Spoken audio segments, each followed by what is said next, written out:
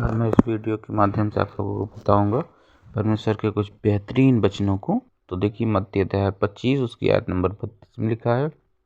आप लोग वीडियो को जरूर देखना लास्ट तक, बहुत ही बेहतरीन वचन है परमेश्वर के।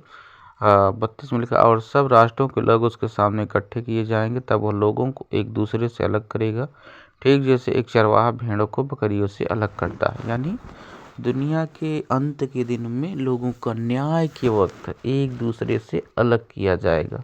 भेड़ और बकरियों को, बकरी झूठे मसीहियों को दर्शाता है और भेड़ सच्चे मसीहियों को दर्शाता है। अब देखिए यहाँ पे लिखा है कि पृथ्वी पर आपका एक ही काम है, आत्माओं को बचाना। तो कहने का मतलब हमारा काम करना ताकि बहुत लोगों की आत्माएं बचाई जाए।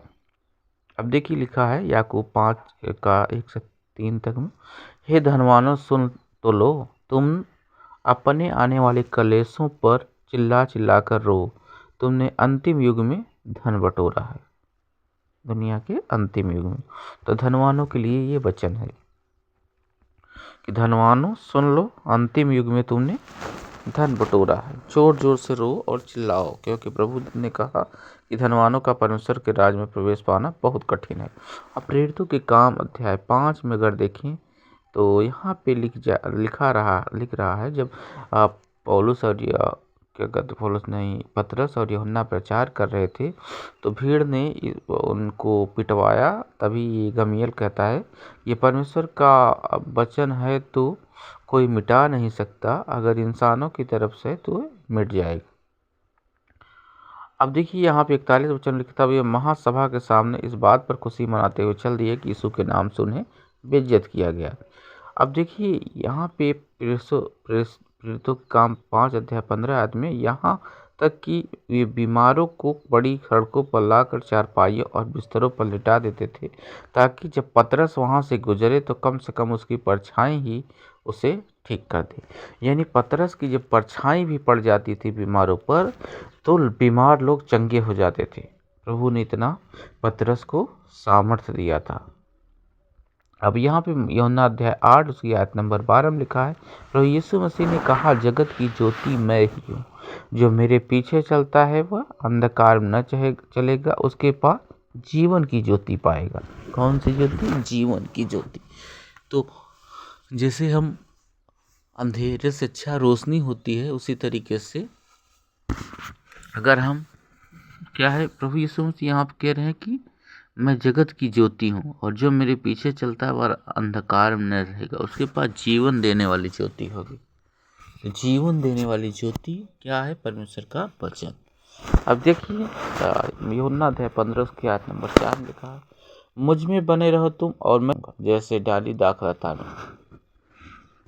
वचन संहिता 145 का 18 में लिखा, जितने यहोवा को पुकारते हैं अर्थात जितने उसको सच्चाई से पुकारते हैं उन सभी के वह निकट बना रहता है।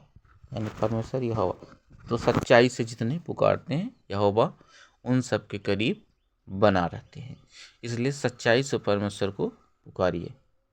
अब देखिए भजन संहिता 73 का 28, परंतु परमेश्वर के समीप रहना यही मेरे लिए भला है। तो परमेश्वर के समीप हमें रहना चाहिए। देखिए यशायाह 43 का 25, मैं वही हूँ जो अपने नाम के निमित्त तेरे अपराधों को मिटा देता हूँ और तेरे पापों को स्मरण न करूँगा। कितना बेहतरीन है परमेश्वर का। यहाँ पे परमेश्वर का वचन कह रहा है कि मैं वही हूँ जो अपने नाम के निमित्त तेरे अपराधों को मिटा देता हूँ और दोबारा याद नहीं करता हूँ। अतिथि सत्कार यानी रिश्तेदारों का सत्कार करना हमें नहीं भूलना चाहिए, क्योंकि इसके द्वारा कुछ लोगों ने अनजाने में स्वर्गदूतों की सेवा की। अब देखिए लिखा है पहला शमूएल 12 का 23, मैं तो तुम्हें अच्छा और सीधा मार्ग दिखाता रहूंगा, यहोवा मेरा रक्षक है। भजन संहिता किताब में ये वचन दर्ज है।